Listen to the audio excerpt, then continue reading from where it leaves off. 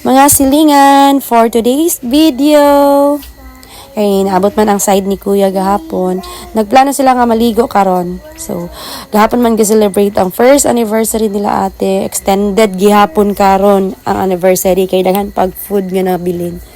Then for the go nami guys, kablo mo asa mi nangaligo sa nice nga view sa Twin Falls. Naglisod sila diri agi sa sakyanan kay nubo siya guys.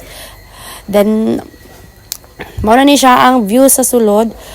Perfect kay siya guys. Pang nature jud siya.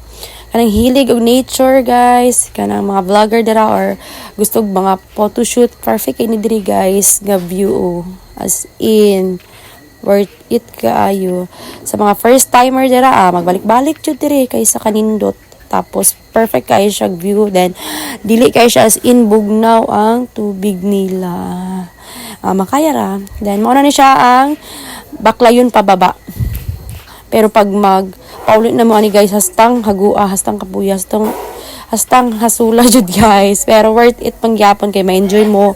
Tapos nice kayong view, ma-enjoy ra jud mo diri. As in guys, mo na ni among mga food, ilang pabayad nila sa cottage is 250, then ang entrance is 20 pesos only lang. Worth it lang kayo siya guys.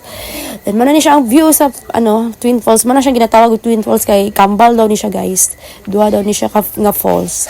Ani siya kanindot diri guys. Dili kay siya bugnaw ang tubig. Then ma-enjoy ra pud inyong mga kiddos diri guys. As in sa hilig mag-nature diri perfect kayo. Sa mga mag-uyab dira, sa mga family bonding diri guys, perfect ra kayo diri guys. Birthday man, mga any occasion guys, perfect kayo diri nga laagan. Perfect kayo siya, nice kayo siya view as in. So sa mga vlogger dira guys, laagan na ninyo ni diri ang Twin Falls. Kana lang for today's video. Bye.